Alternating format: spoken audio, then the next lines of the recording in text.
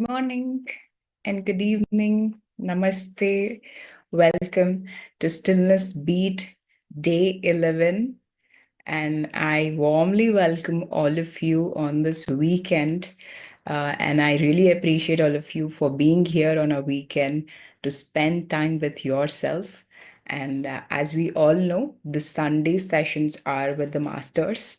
The Sunday sessions are for us to really slow down, reflect, and realign with our practices, where we will be listening to the words of the master, which will help us to get more clarity and which will help us to strengthen our journey in towards the stillness. So, with that, let's begin today's session. And we have the master from Croatia, Ivan Bava, with us to take us through the meditation and have a conversation. Good morning, Ivan. Good morning. Do you hear me well? Yes. So, friends, a small intro about Ivan is he is an internationally recognized spiritual teacher, healer, and emotional therapist from Croatia who has established his schools of awareness and spiritual mastery in Spain, India, Slovenia, and Croatia. His programs are in the languages of Spanish, English, Croatian, giving people the opportunity to have access to most important life knowledge in their native language. And his spiritual journey took a turn when he met Satya Sai Baba, and he decided to resign from all his corporate duties and establish the center of consciousness in Croatia, giving his body and mind to be used in the service of humanity. And he's also a guest lecturer at the Department of Consciousness Development at the University of Granada. And he has shared stage along with great scientists and authors like Neil Donald, Greg Braden, Joe Dispenza, Don Miguel Cruz, Muji, and others. And he's a frequent guest in various radio and TV shows. And he's an author of the book Answers from Within, which was printed in four languages: Croatia, Spain, Slovenia, and United States of America. And he also runs an online academy, Omni Academy, and he actively runs spiritual retreats and yoga school in Varkala, Kerala, and it goes on and on. So I'm really honored to have him on this platform, Stillness Beat. Welcome, and let's begin with it, Ivan. Good morning. Thank you. Um, the intro seems to go as long as the session. I get overwhelmed listening to my life. And thank God I do not live it all at once, in the perception at least. Yes. That is the mercy of and the grace of linear time, that things get spread out. Yes, Yes. beautiful. So, Ivan, we will start with 35 to 40 minutes of meditation, Mm-hmm. followed by a conversation. Mm. So, can you please guide us into the meditation? Yes. Thank you.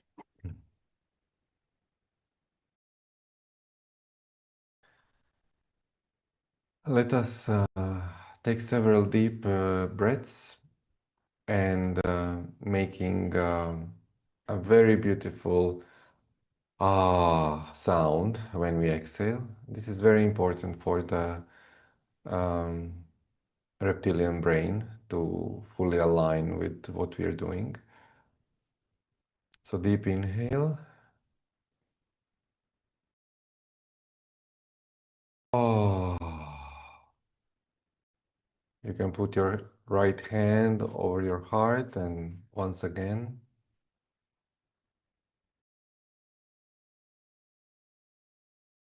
Oh. And the third time.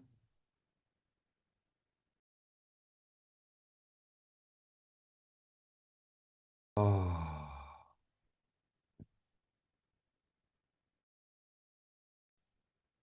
And by keeping our eyes closed, we feel the face relax.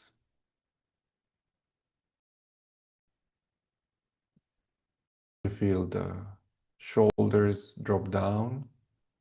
We do not hold them.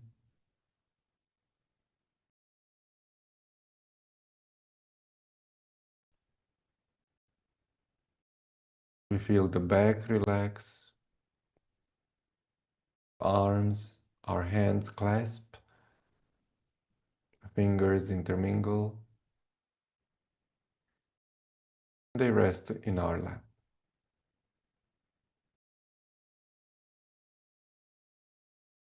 We notice our belly moving with every breath.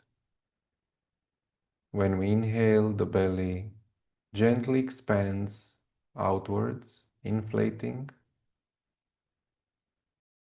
And when we exhale, our abdomen, our belly contracts.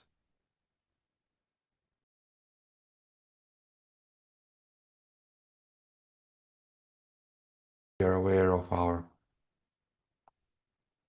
legs and our feet overlap.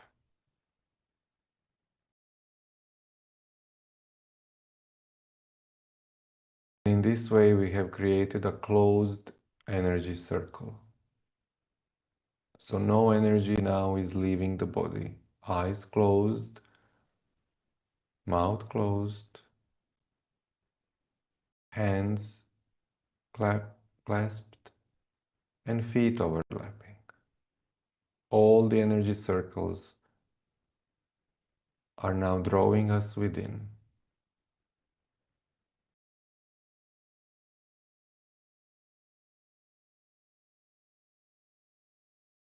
And all we do is focus all of our attention to our nose and the breath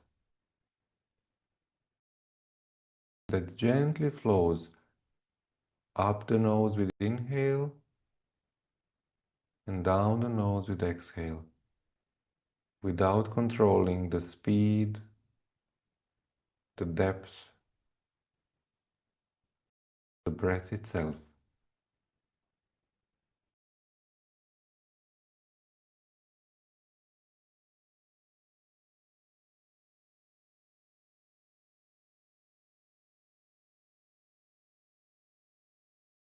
Simply feel, simply observe the breath entering the nose and going to the root in the middle of your eyebrows, and then gently flowing down.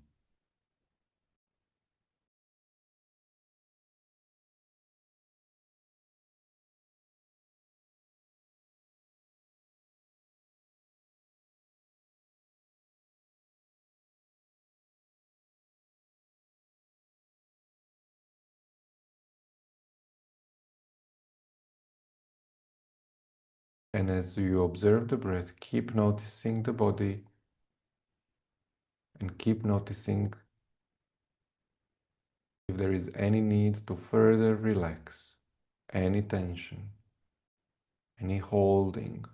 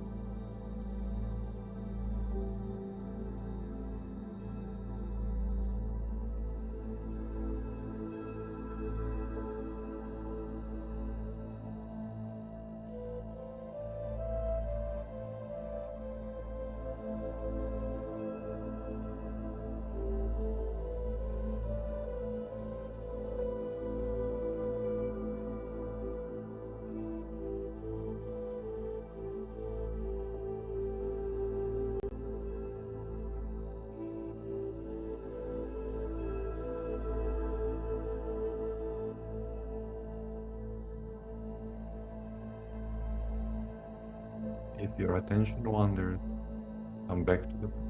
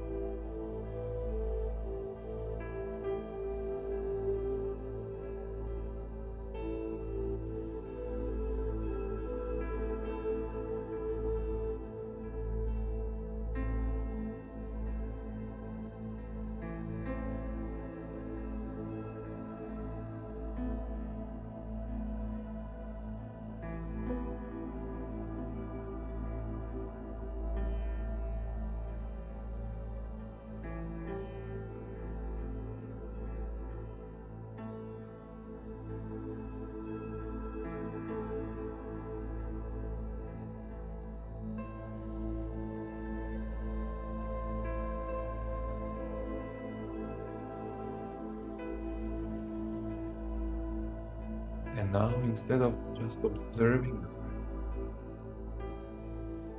flow with it as if you are going up and down the nose.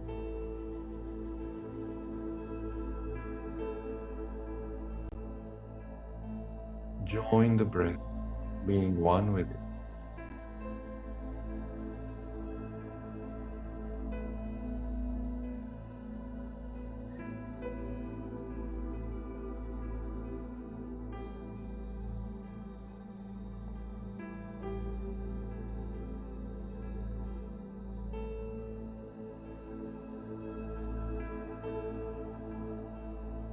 No control,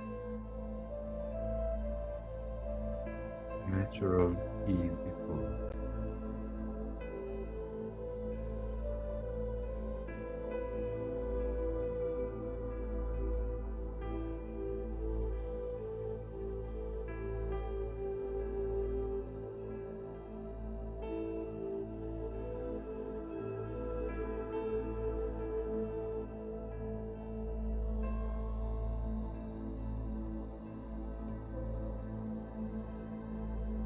Everything was given for our lives, given freely. The air, the water, the fruits, growing by themselves, the rain, the wind, the sun heating us. Truly, there is nothing we need to make besides what we were given. And yet, we were convinced that we need more. So, self love is actually realizing that you are cared for by the divine 100% of the time, and then taking time, and it will maybe take you months or a few years, and it is okay. It has taken me as well time to start relaxing in the truth of the care of the care of the spirit for the material existence. Beautiful. Uh, so, Ivan, usually, the conditioning of these beliefs that you've said, the limiting self of us, it happens in the childhood mostly through parents, through the And environment that we schooling. schooling. Yes. Yeah. So even for me as a kid, I used to go to music classes, which I really didn't like because my mom liked music, learn singing and all. She made me go to the classes, but somehow, when I was practicing at home, she used to say, your expressions don't look good when you're singing," and that put me into the insecurity mode where I stopped singing. And even though her intention was to make me feel, I mean, look good and sing well, as a kid, I couldn't accept what she said. And I went into a very insecure mode. Mm. And even to just speak in front of people, to be expressive became very difficult for me as I grew up as a teenager.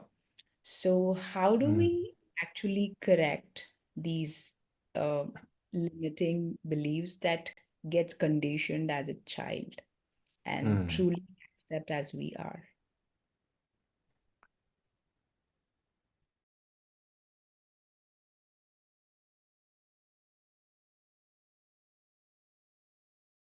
There is, first of all, acknowledging the truth of the emotion that is present. In the West, through the Greek culture, they were masters of energy and masters of psyche.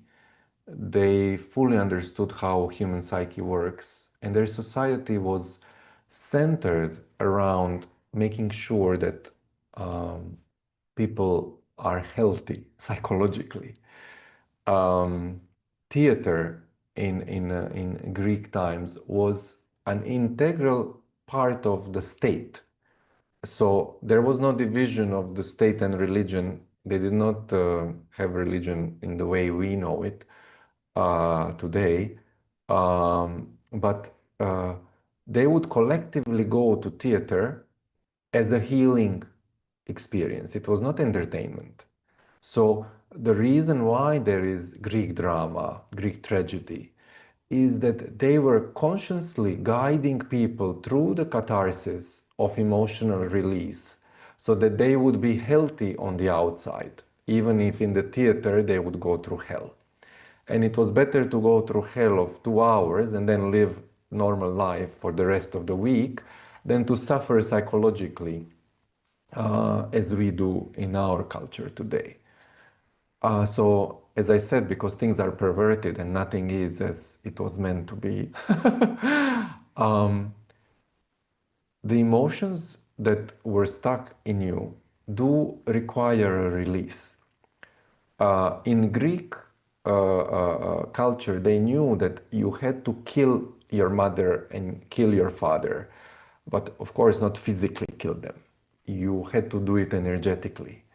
In the tribes of Africa, where they still more or less live in a balanced, natural way, or the tribes of South America in the Amazon, they do have these growing up ceremonies where they are being released from the shackles of the parents.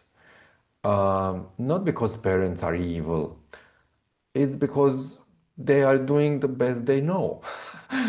But it does damage you.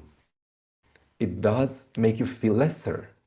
My father, he had the tendency to make me the most self-confident man, and on another day, he would smash me and squash me to the floor, not physically, but psychologically, that I would feel lesser than an ant. And so I did struggle myself with these extremes of being so self-confident and then being so diminished in my existence, in my opinions or what I want. Uh, it took me 30 years at least to start thinking that the flavor of ice cream that I want is actually what is actually better for me than what somebody else would suggest. Because for 30 years it took me that I would ask, so which one do you want? What do you think is better? I would not trust myself to have a ice cream that I want. And I had a big celebration in Hyderabad this few days ago when after lunch with friends we went to have ice cream and I chose the best ice cream. And I was cherishing the moment of choosing the best ice cream of everyone there. And everybody confirmed that truly is the creamiest and the most flavorful. And I was like a child being happy that I did trust myself and I trusted that I can choose ice cream better than looking what everybody else wants. It is ridiculous that a man of 47 years would at that moment cherish it. But I'm like better now than ever, than ever. So um, the fact that you were put down and in a way diminished, there will be anger, and anger is a natural emotion that needs to be lived. Nobody will come to self-love without going through the anger and sadness. Okay, it is like a given. They are natural. They are psychotic only if they remain in the past or in the future. Any emotion is natural if it is happening in the present moment, related to a present thing. So, fear, anger, and sadness are very natural, and self love means you allow yourself to experience them and you are not judging yourself when you are experiencing them. If they do not exist in the present moment but start to be in the past or in the future, they become psychotic emotions. So, fear in the future is preoccupation, is worry. It's very psychotic. Anger in the past is resentment, that you live it now, but it has nothing to do with now.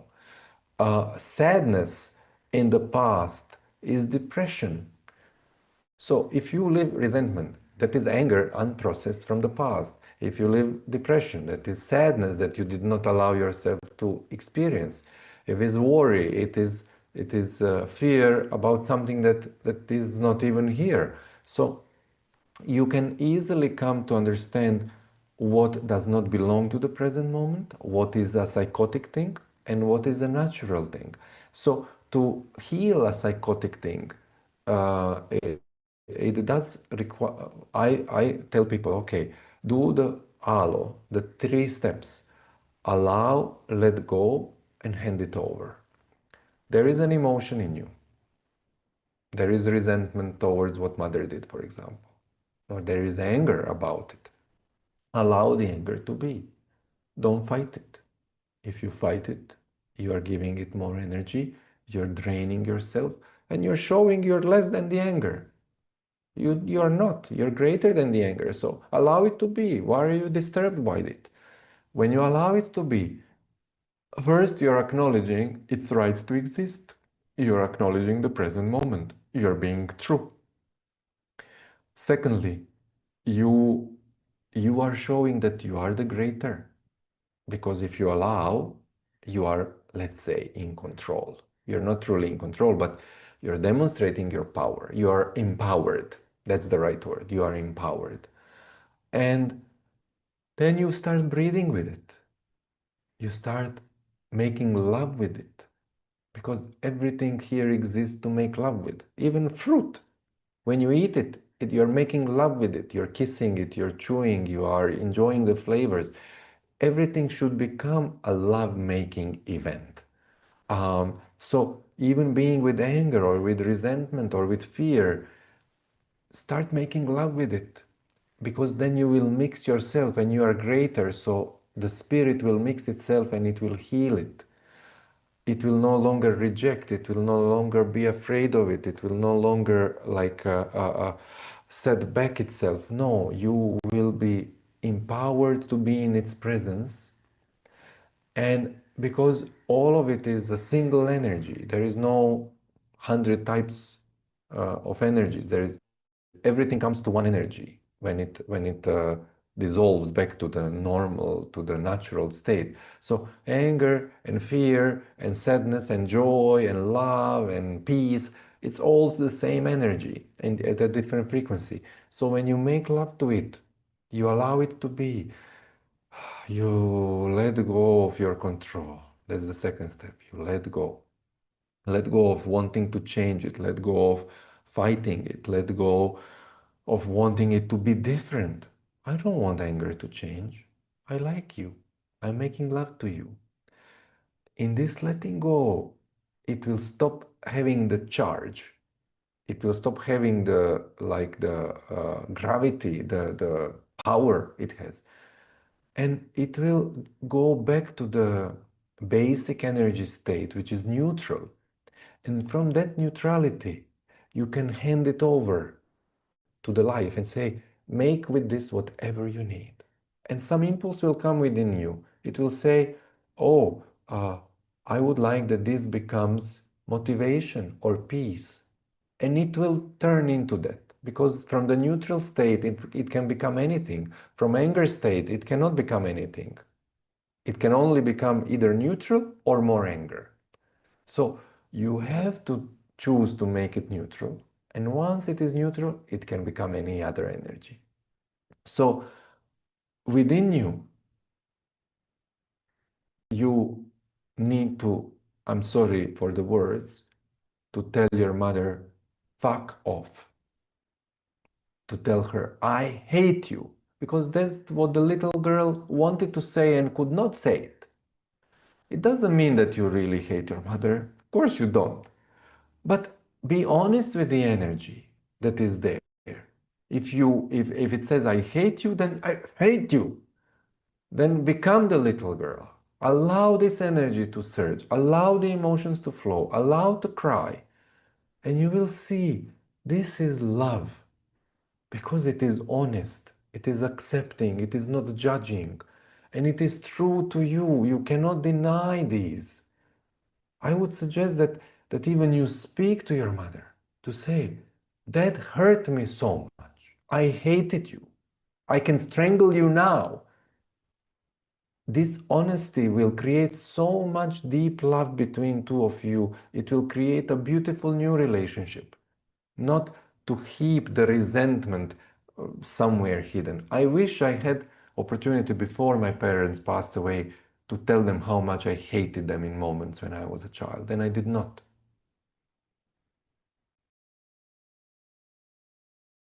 Yeah, that's really deep I'm and sorry to put you in this situation publicly. not at all. A lot of us Yeah. will connect to it because each one of us would be having such kind of experiences in our childhood and would be, Yes. carrying it within us from a very long time.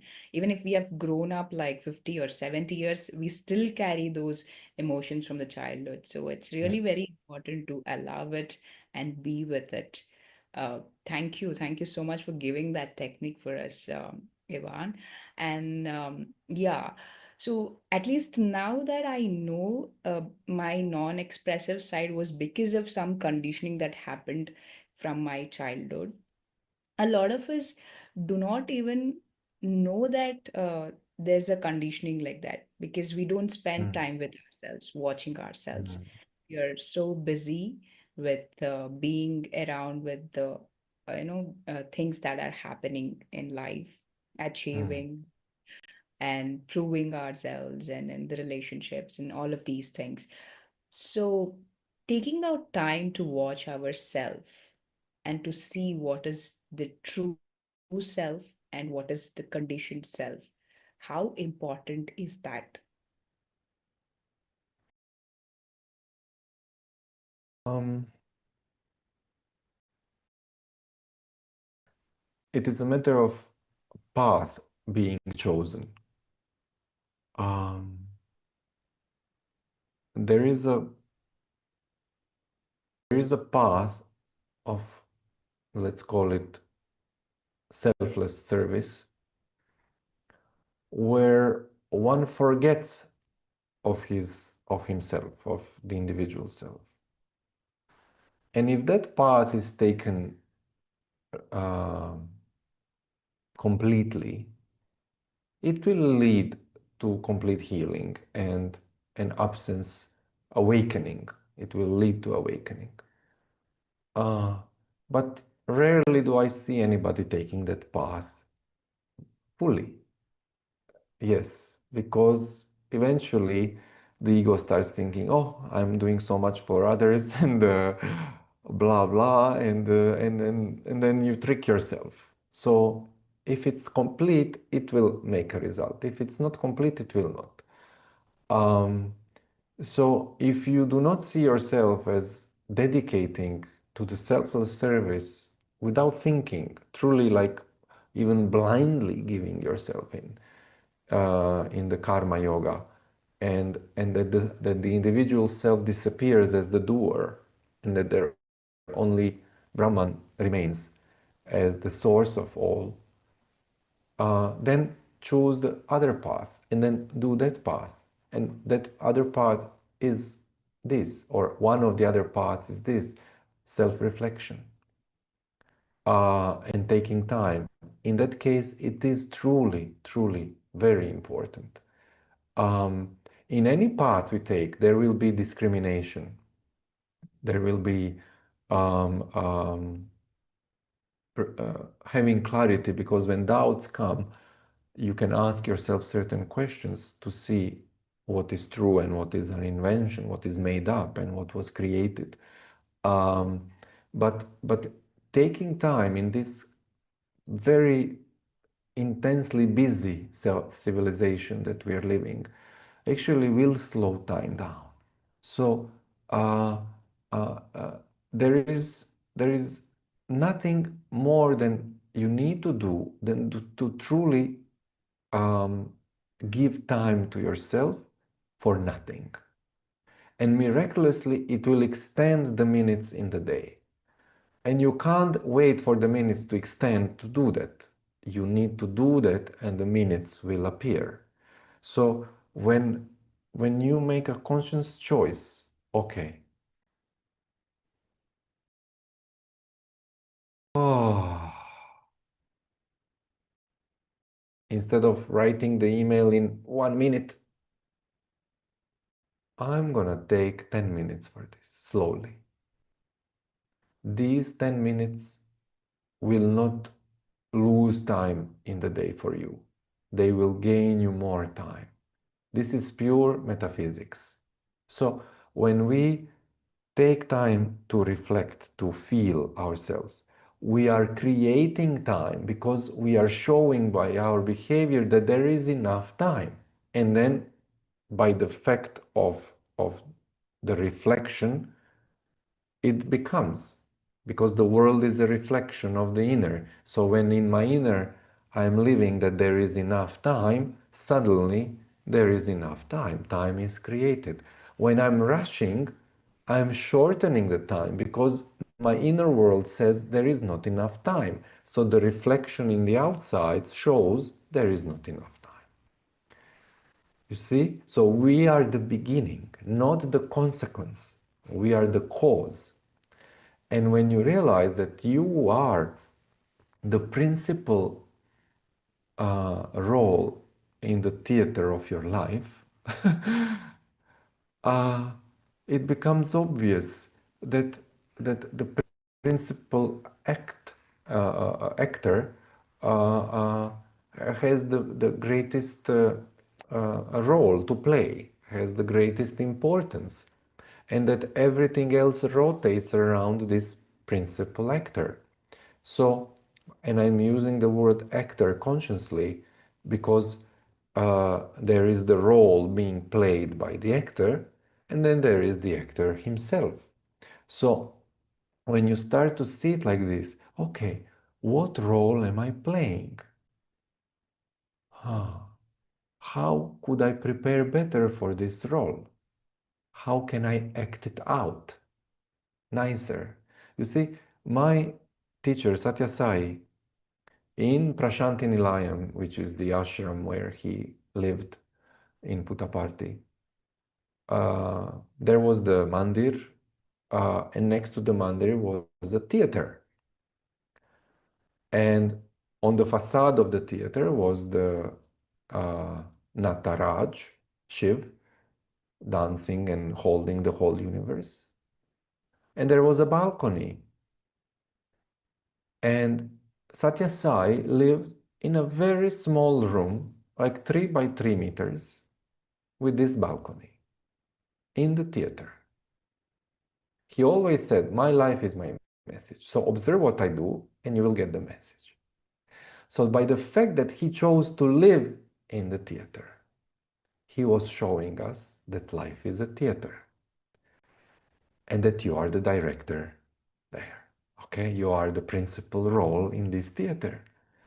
So when you know it, you always know you're acting.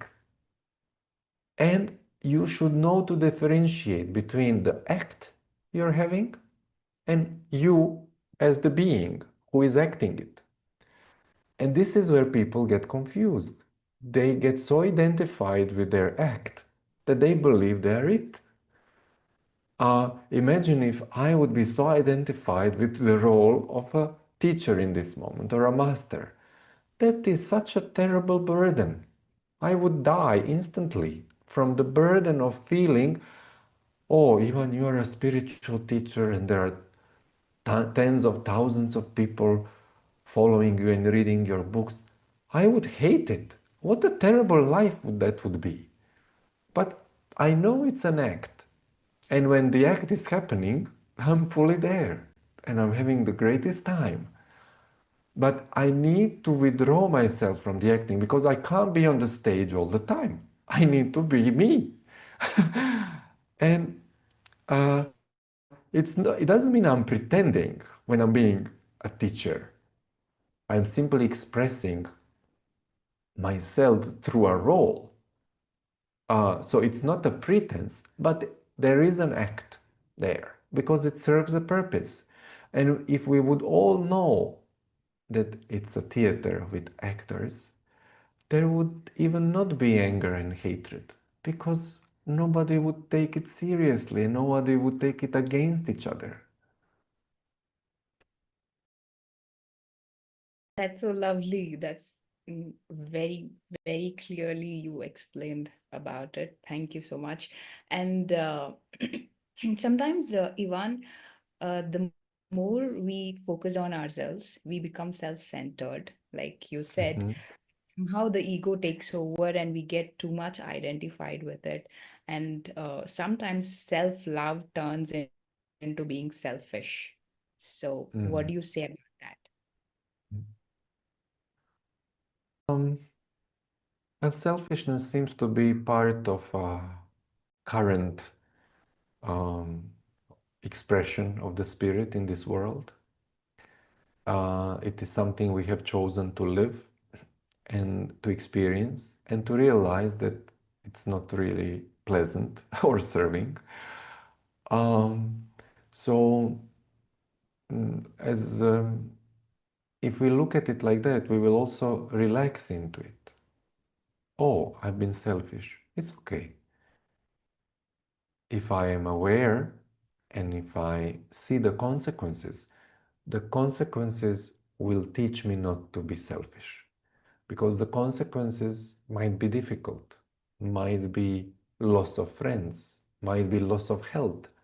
So when you realize what are the consequences of whatever action you are taking, they will be your guru. They will teach you everything. You don't need to read books. Just observe your life and observe the consequences of your choices and your decisions. And it will become obvious what you need to continue living and what you need to stop. And this is how I do it with myself. In my book, I think the first message of the book is the only thing that life expects of you is to live the consequences of your choices. Um, and because when you do live them, you learn quickly. you will not remain stupid for a long time. But avoiding consequences, running away, hiding, wanting others to take the burden for you will never make you learn anything.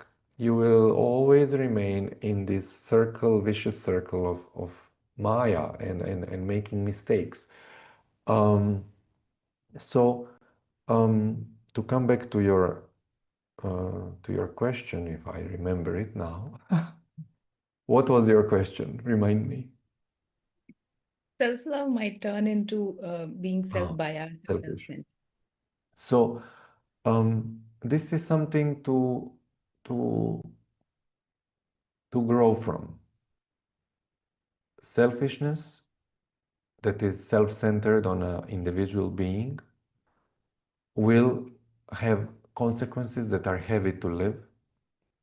It will have illnesses, it will have losses, it will have relationships that are difficult, or lack of relationships. And one will be forced by life itself to start expanding this self-centeredness to include other beings.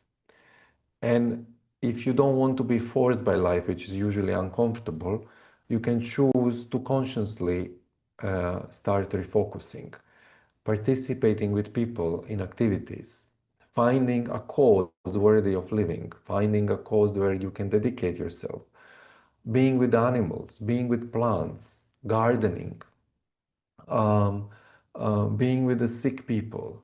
This will produce great level of humility and care.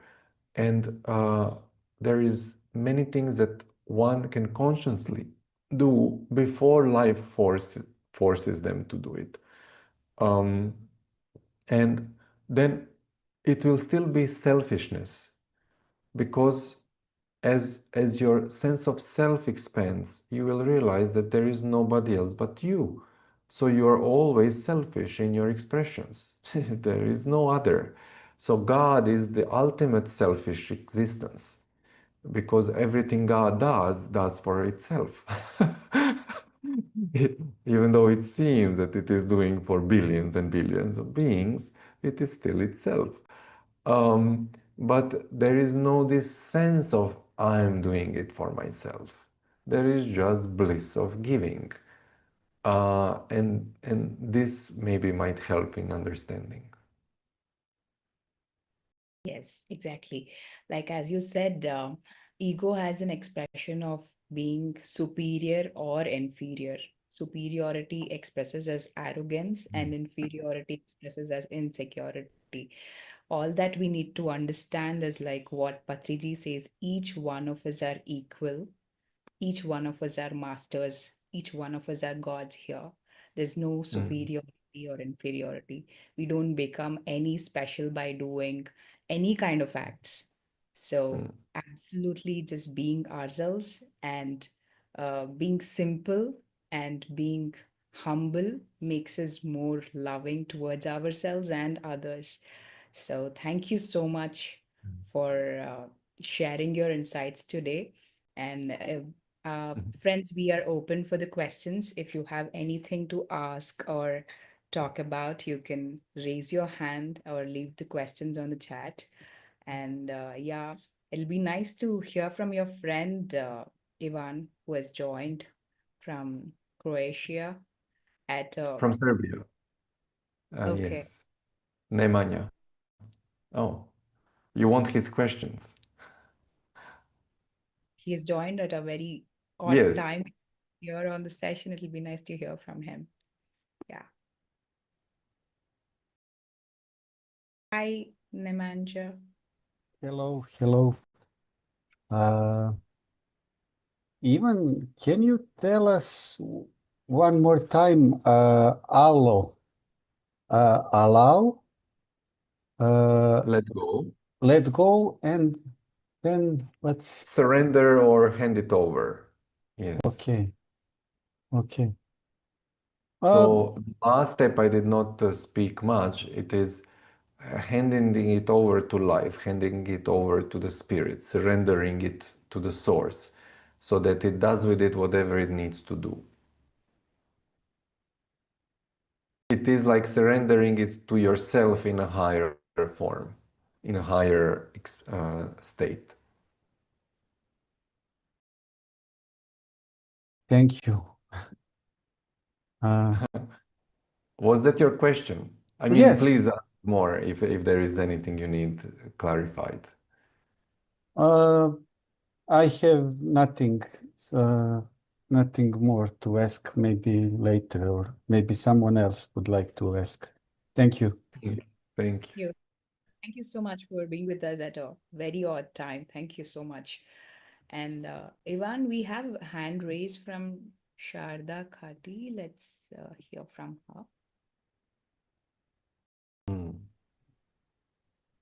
Yes, ma'am. Please go ahead. Namaste, Masters. And Ivan, the way you explain, it's really, really heart-touching, and technically you give a points that which we need to understand, like uh, you're explaining about the anger, how we can make it neutral and then let it go. It's a crucial point that you explain about it, and it's a very good learning about that. So thank you so much, and really I appreciate this platform to give such a unique information. And also I love the question from Praviti. From your question also make us understand so many things.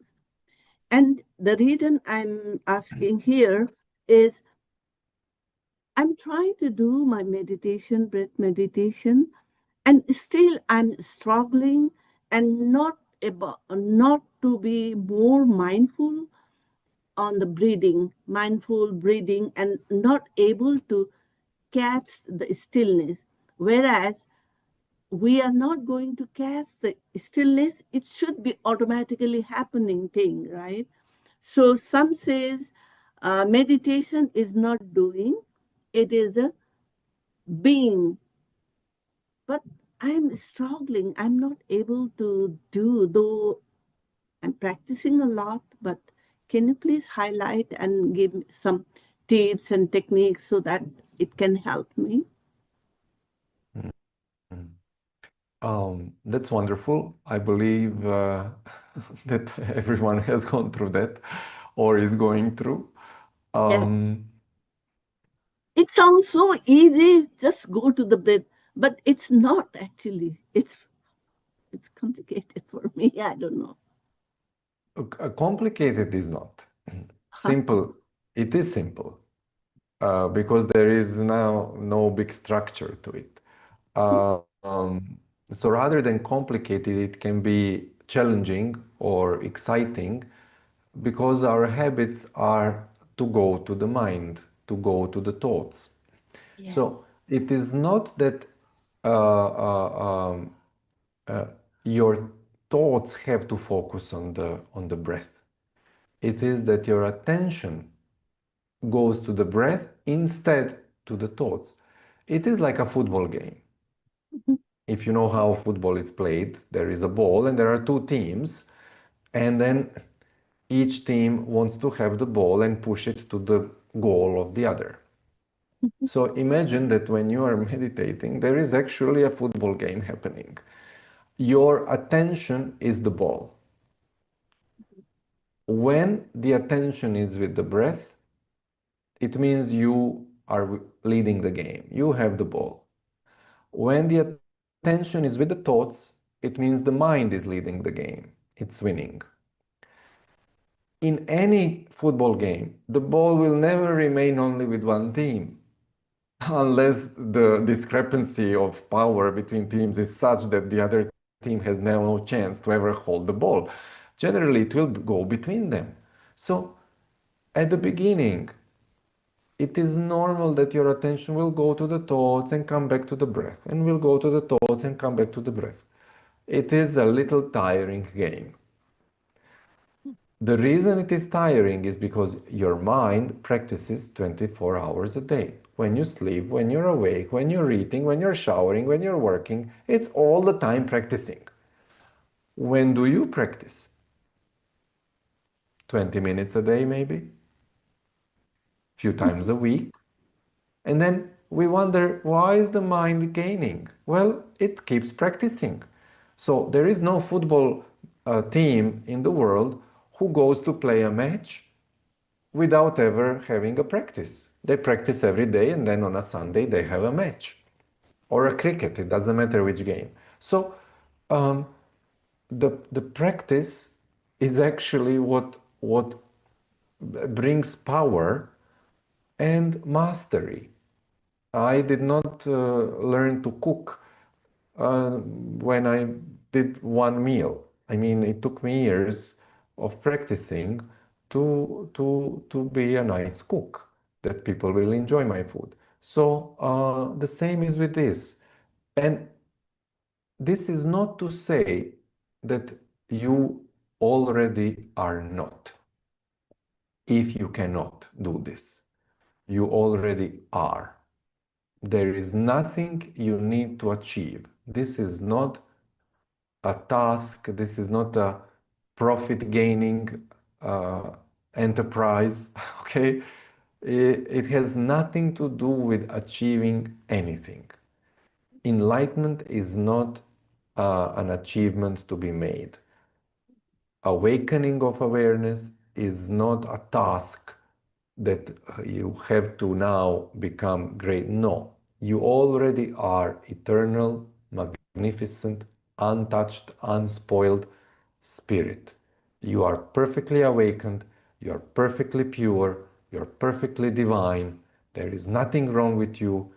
You have never been anything less than who you are. This is the fact. In this dream world, you have forgotten it. And all you want is to have moments in the day to remember the bliss of your own existence. Don't make it a task or a burden. Make it a pleasure. Make it a love making. Because if it is it is, oh, one more thing I need to achieve. Isn't it sufficient to raise the children, to go to work, to earn money, to feed people? Oh my God, do we now need to even now meditate on top of everything? No, I don't want to meditate. I just want to enjoy. That's the whole thing. If it's not enjoyment, it becomes a burden, and then you don't want to do it anymore. Okay. Yeah, So because I'm take sorry. those moments Mhm. that when you are with the breath, don't look at it as a task. Look at it as sex. Look at it as eating. Look at it as having a sweet, as pleasure. It's like, even if it's for a minute, the bliss itself will be so intoxicating that it will draw you back. But if there is no pleasure in it, you will not want to go back to it.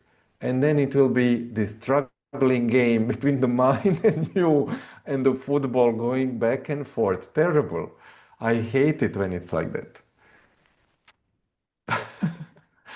Tell me, you wanted to ask something more. Yeah, because nowadays I'm starting to do like a 1 hour, 2 hour meditation, at least 1 hour or 2 hours a day. I'm doing that one. But the mind is, it's not a jealous, nothing else. Just talking with the mind is have a lot of conversation. Sometimes I just watch my mind and I said, oh my God, so many things, one after one, one after one. It's a So good to show you what it does usually. It does this all days. It is confusing you. It is making you worried. It is making you think of things that are unnecessary. yeah, so unnecessary things come, and I'm trying my best to do the breath meditation. Yes, and What sometimes I can. Yes, sir. one thing that helped me when I was starting, and this was Yes. 20, 25 years ago or more, I would write these sillinesses because they wanted to go out. So I would either say them out loud, I would say the thoughts, or I would take a pen with my hand and write, just like quickly, blah, blah, blah, blah, blah, blah. Okay? and and and then I would use the mind to write something positive, or we would just write Om Sai Ram, Om Sai Ram, Om Sai Ram, okay, 100 times.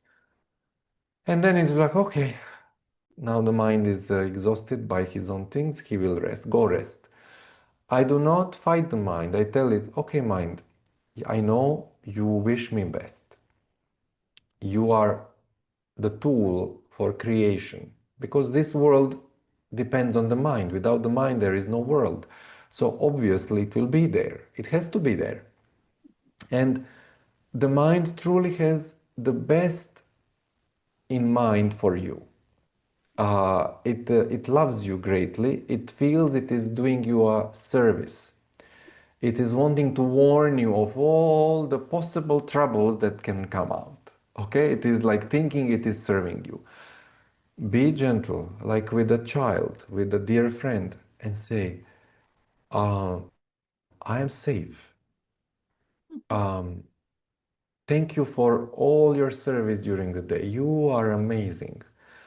Why don't you take a half an hour break? I don't need anything. I'll just sit here. I'm not endangered.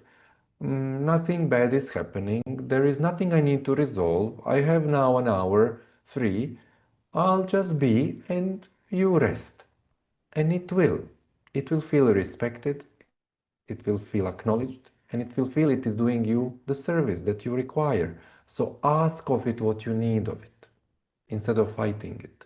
Because when you're fighting it, it's trying to prove its point. It's trying to say, can't you hear me, woman? No, You know, that you need to listen to me. But if you do listen and you do acknowledge, it will relax and say, okay, I have done my job. okay. Thank you, sir. So, do you have any online meditation practice? We have this one.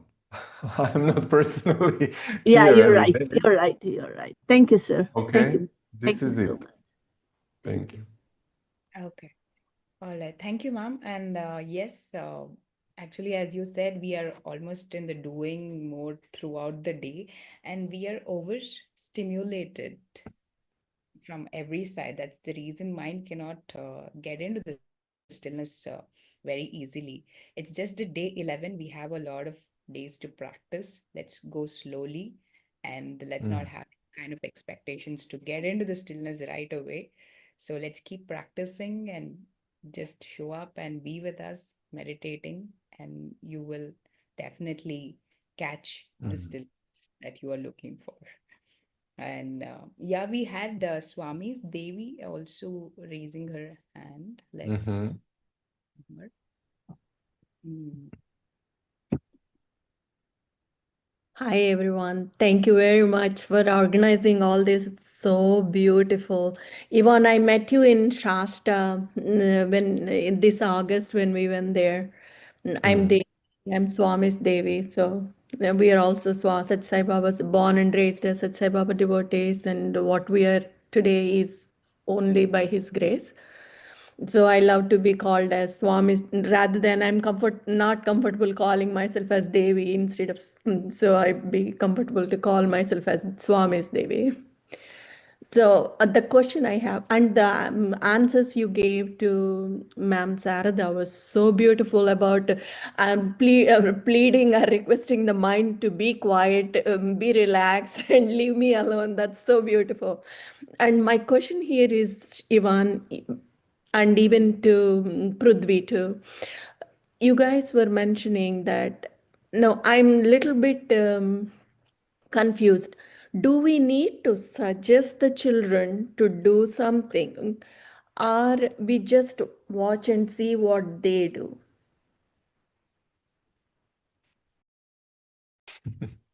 No, I just want to, because now my kids are grown ups now, but still once in a while I tell once in a while I try to say something or the other, but at the same time they don't resist or anything. But by hearing you, I was thinking that better I have to tell them something or just be quiet and watch what they do. Um, It is not a black and white or yes or no answer, obviously. Um, if you consider a parent as a nurturer, um, you need to be aware of what you're nurturing. If if you have planted an apple tree, you need to be aware that it is an apple tree.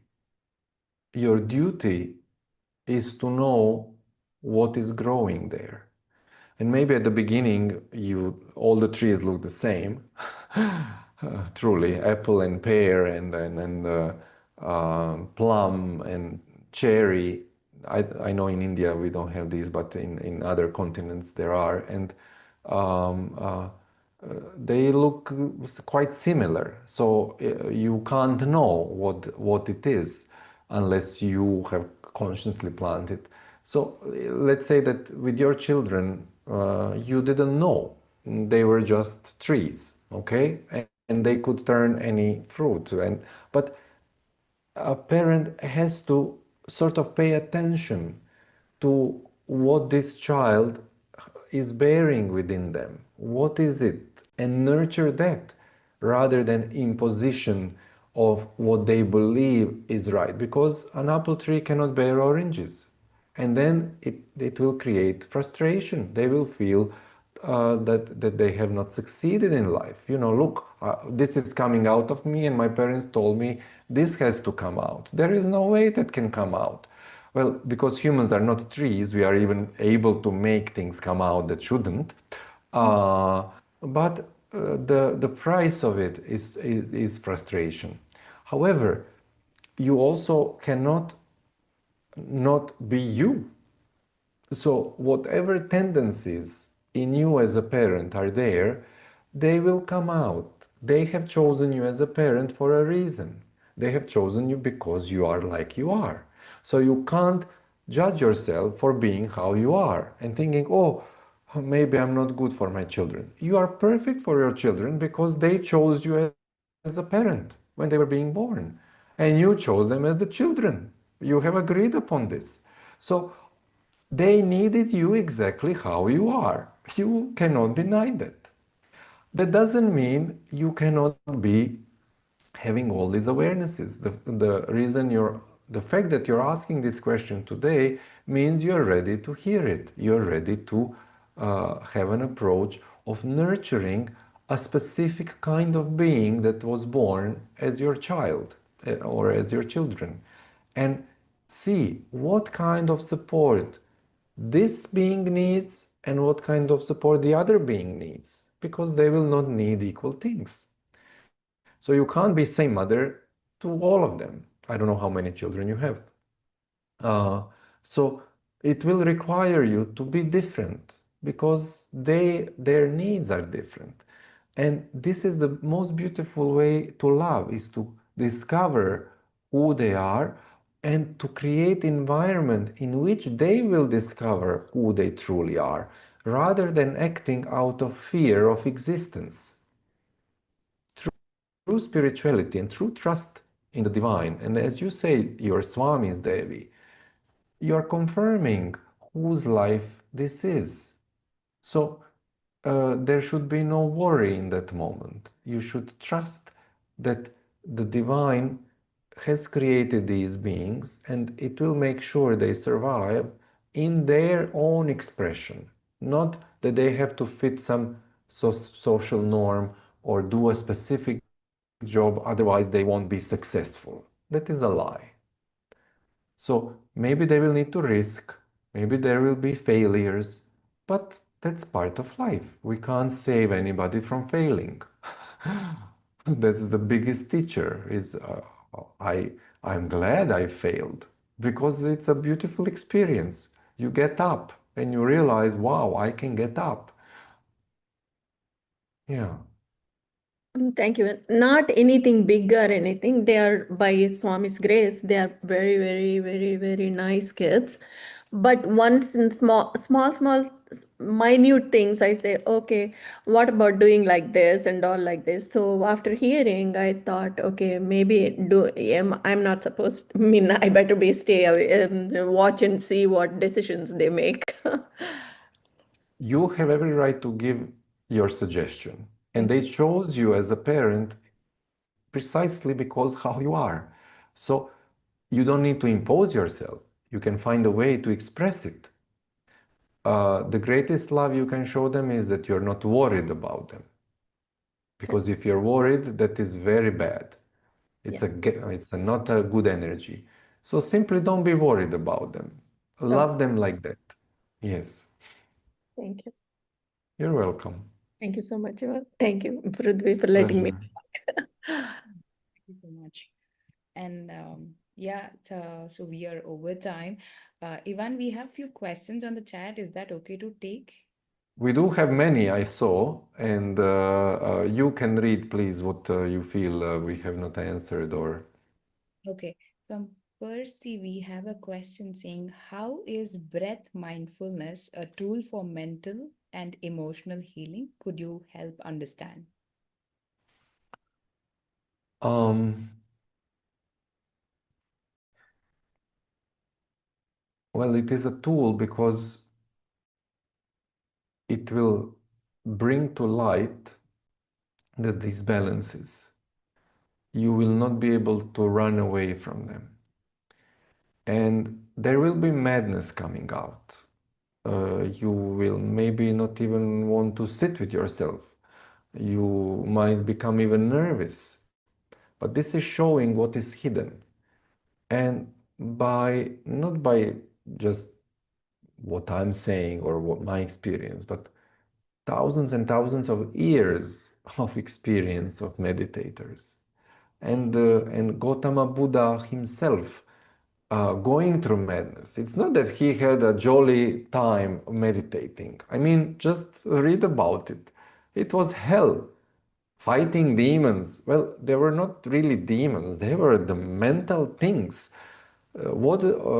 Jesus Christ, he went to the desert 40 days to fast and meditate. They say, he met devil. It's not that the devil appeared from some other dimension. It is the devil inside. It is truly terrible. So when you start meditating, expect that like Buddha, like Jesus, like any other master, you will go through hell. Simply accept it. But that hell is the mental and emotional disbalances that need to be healed. And there is end to it. It's not going to last forever. And they have proven through thousands of years, all of the meditators have proven, if you do not quit, you remain with the breath, you remain with the self, it will clear out like the storm. There will come calm and there will come perception of who you truly are, and that will heal. It's not that emotions and mind will heal by itself. The spirit that you are will heal them when the presence of it is known. I'm sorry if I scared anyone with this, but just to set expectations straight. And we have one question from Rajni Dasraju. Can you clarify on surrender to life? For these friends, we have an exclusive session which we did with Ivan on a WAV session. It's on Omega channel. I'll be sharing that link over here. Yeah, quickly, if you can talk about it, Ivan, it'll be nice. Um, I mean, quickly, no. What I can clarify on surrender to life, um, in reality, it is surrender to oneself. It is the person, the ego, the personality, realizing that it is not the one who is living life. It is not the one who is doing anything. It is just an instrument through which life is expressing itself.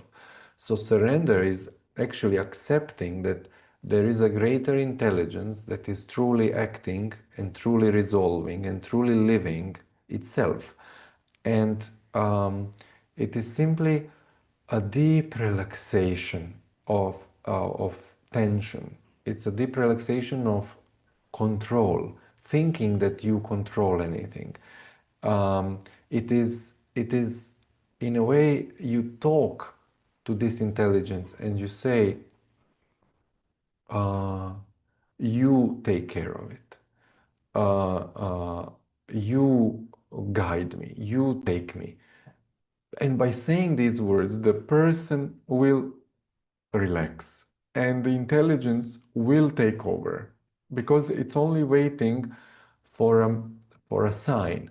It is because it doesn't want to impose itself. Life does not impose itself on itself. It would be counter life. So life also knows that the person is one of the expressions of life. So it will allow the person to do its thing until it's tired of doing it. So rather than waiting that you're really, really exhausted, do it before. That's all. But yes, that video that we had on Wow was in depth. I believe that it will give much more answers. Yes, yes, absolutely. That was beautiful. Thank you so much, Ivan. And I hope we have taken all the questions. And yeah, it was Hmm. an amazing conversation with you, Ivan. It's always fun. We always think that, spiritual masters are a little serious kind of people, but talking to you, it's so much fun, childlike, and so simple, humble. It makes us so happy to talk to you. And at the same time, you give such deep informations and insights, which Hmm. also grounds us into the reality and takes us towards the truth. It was lovely talking to you. Amazing Great session. pleasure. Thank you so much for your time and insight today. And the meditation was also very nice. Thank you. Namaste.